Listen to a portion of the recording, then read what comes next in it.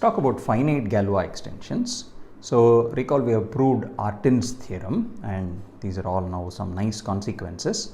So here's a theorem which characterizes finite extensions which are Galois. So let K over F be a finite extension.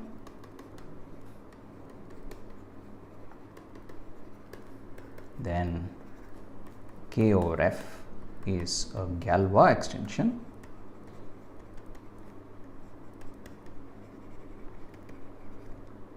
If and only if the following degree criterion holds, that the cardinality of the degree of the extension Kf is the same as the cardinality of the group of F automorphisms of K. Okay. So let's prove this. So recall what the group of F automorphisms was. So aut K over F just meant take all automorphisms of K which are identity on F, right? And this of course appeared in our, so let me just call this group gamma. So this appeared in our earlier characterization of general Galois extensions. Recall that an extension is Galois if and only if the fixed field of this group of automorphisms is the base field itself. Okay, so we'll come to that the course of the proof. So I've called this as gamma. So the first observation is that observe the finiteness of this extension implies the finiteness of this group. Okay, so why is this true? Well, what does a finite extension look like? So here's one way of thinking about a finite extension. I start with the base field. If there is at least one element outside the base field which belongs to my field K, then what I do is I adjoin that element. So if I can find one element in K which is not in F, I adjoin it. I get an intermediate field F of alpha 1, right? If F alpha 1 is still not everything, there is something more, then I can adjoin one further element. I pick an element outside and adjoin it, and so on. So I keep going. Now at every step, the extension that I have created has degree at least 2, right? The degree of this extension is at least 2 because I have chosen alpha 1 that doesn't lie inside F. Okay, so at every step I have at least a degree 2 extension, and the overall extension is finite, right? Which means that I can't keep going on and on like this forever, because recall that the degrees are multiplicative, right? So Kf is just the degree of the product of the degrees of all the intermediate extensions. So therefore this process has to stop. So this means that in particular K is just obtained from F by finitely many adjunctions. So this has to look like alpha 1, alpha 2, alpha s, okay, for some finite value s. Could be 0 even if K and F are equal. Okay, so in other words there are no alpha s's if K and F are equal. Okay, so what does that mean? So if I can obtain K from F by finitely many adjunctions, then the effect of an automorphism. So observe now that sigma from K to K. So if sigma is an automorphism of K over F, this sigma is uniquely determined once I tell you what it does to the alpha i's. So sigma is uniquely determined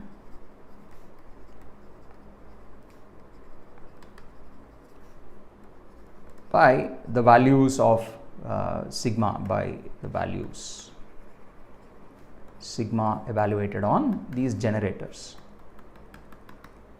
Okay, why is that? Well, because sigma, recall sigma on F is already the identity. I know how to evaluate sigma on elements of F, and then on other elements, once I know the value on sigma alpha 1, this determines sigma uniquely on the first extension, right? So I just argue extension by extension. I know the value on F, it's the identity, and I know the value on the generator alpha 1, so that uniquely determines the value of sigma on F alpha 1. Okay, so that's like a sort of an easy exercise. And since I know the value on f alpha 1, then I adjoin just one more element, and the value of sigma on alpha 2 together with its value on the field f alpha 1 will tell me how to will uniquely determine sigma on f alpha on alpha 2. Okay, and so on. So I just go extension by extension, and so the value, what it does is it determines sigma uniquely on k. Okay, all values on k are uniquely determined by just knowing the values on the generators. But observe that the possible candidate values for the generators are only finitely many. Okay, in other words, so observe or recall the following fact. If I had an element alpha in this extension k over f, then and let m alpha denote its m alpha of x in fx be its minimal polynomial. So this is the minimal irreducible polynomial satisfied by alpha with coefficients in f. Then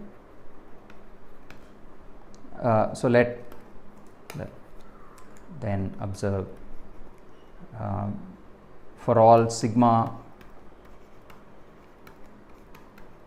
which is an automorphism of k which fixes f, sigma of alpha is also a root of the same minimal polynomial. Sigma of alpha is a root of m alpha of x. Okay, so this argument has occurred many times before, that if alpha is the root of some polynomial, then sigma of alpha is also the root of the same polynomial, okay, over the base field, because sigma fixes the coefficients from the base field. Okay, so given this, what does it imply? In particular, m alpha of x only can have finitely many roots in k. This means that sigma of alpha is only one of finitely many possibilities. So this belongs to the set of roots of m alpha in k. Okay, so each sigma alpha I has finitely many choices.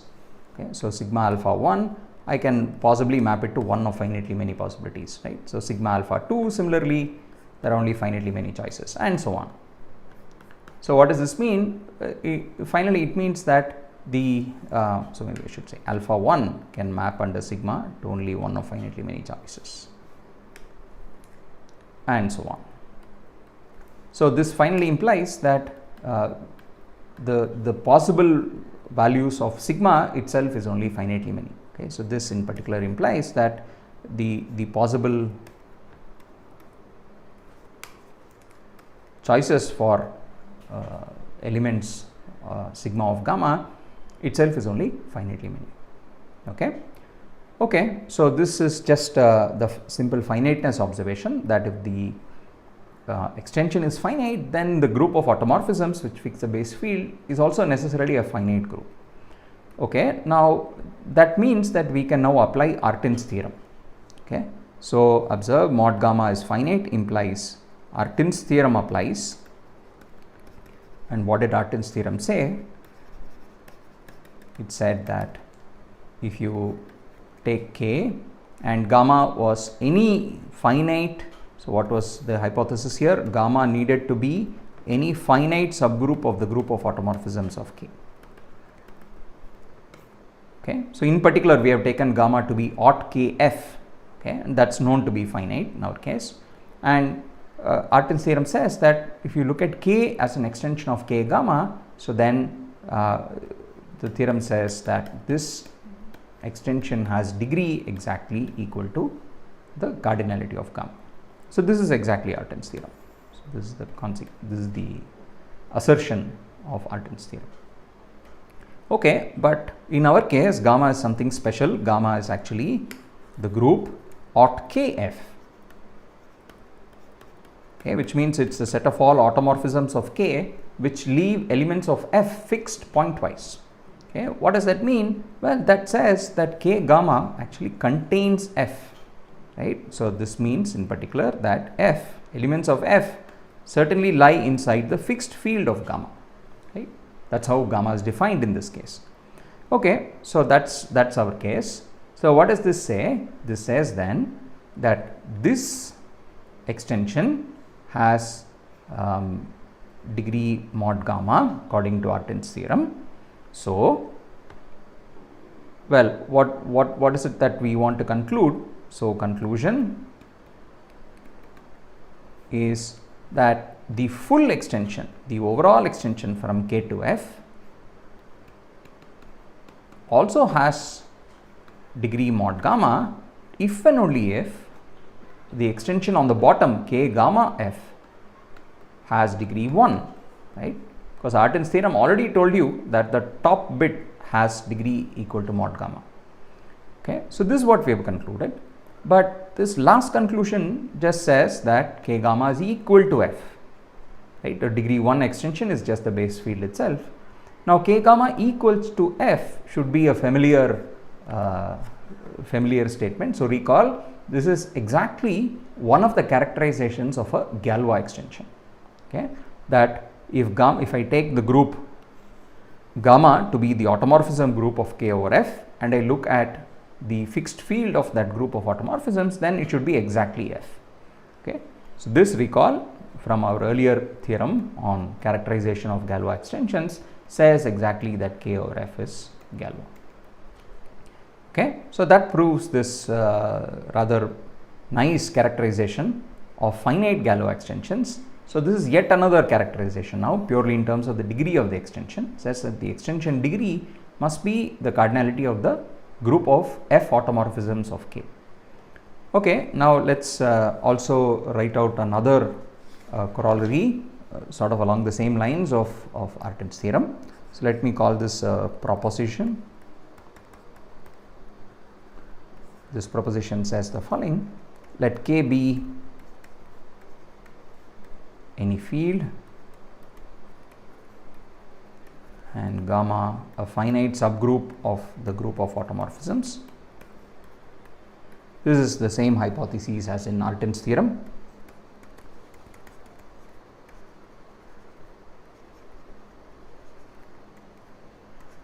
Okay, then two statements. Number one, K over K gamma. Recall this is a finite extension because Artin's theorem tells you that it's the cardinality, the degree of the extension is the cardinality of gamma, but we want to claim more than that. This is a finite Galois extension.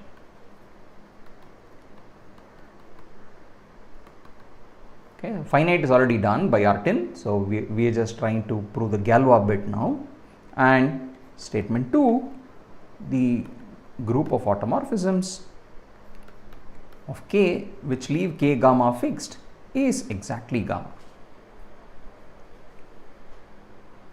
Okay, so let's prove this.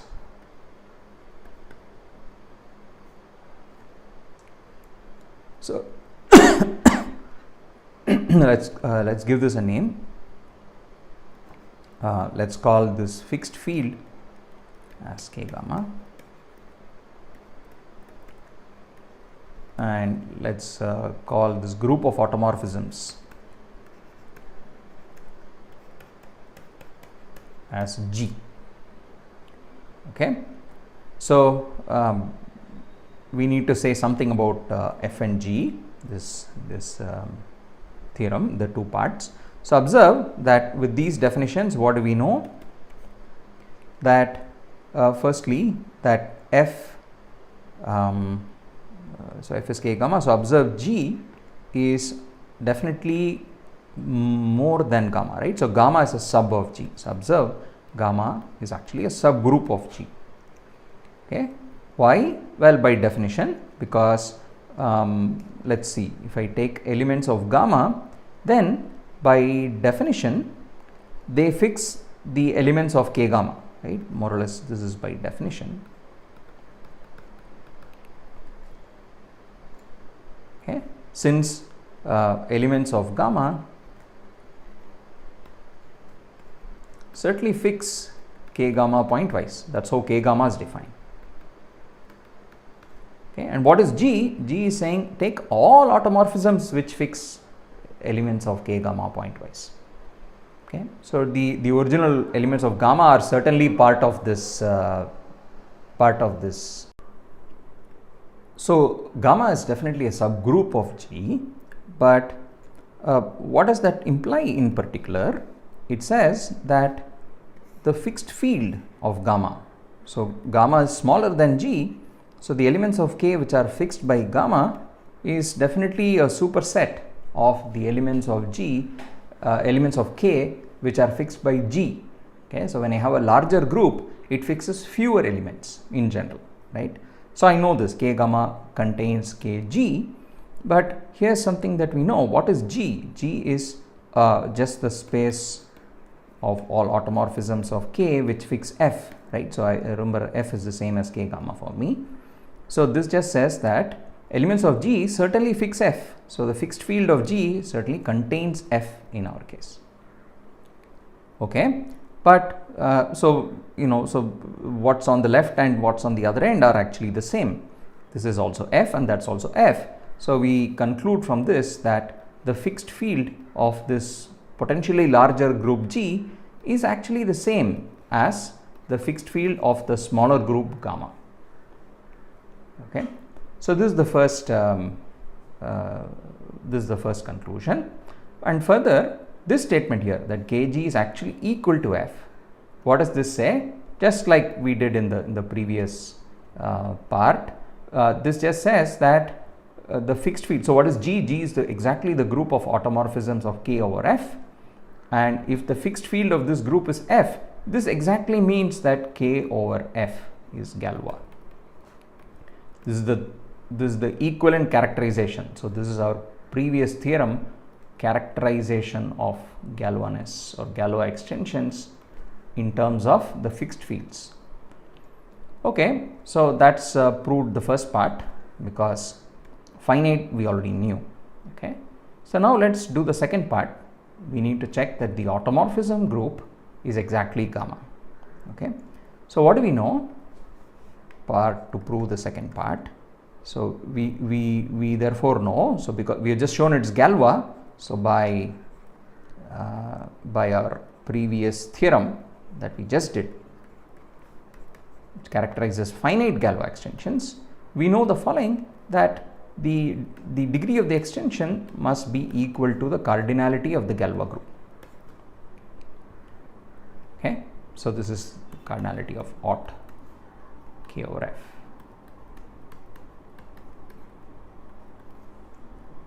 Okay, but well, recall K over F on the other hand is K over K gamma. That's how F was defined, and this by Artin's theorem, K over K gamma is mod gamma by Artin's theorem. So what does this say? Well, it says G and gamma have the same cardinality and G contains gamma to begin with, right? Where is that? Gamma subset of G. So this means that gamma is a sub of G and they have the same cardinality, means they must be equal to each other. Okay, so the key point here is really the following, that we a priori potentially have a larger group G. Okay, it could be bigger than gamma, but the fixed fields are the same. Okay, that's what we are able to prove from this. And the fact that they have the same fixed field then also implies in this case that the groups themselves are the same. Okay, so all of these arguments, so this is sort of maybe a small argument split out of this broader thing of Galois theory. We will soon see that this forms part of what's called the fundamental theorem of Galois theory. Okay, so that's going to be what we'll do next.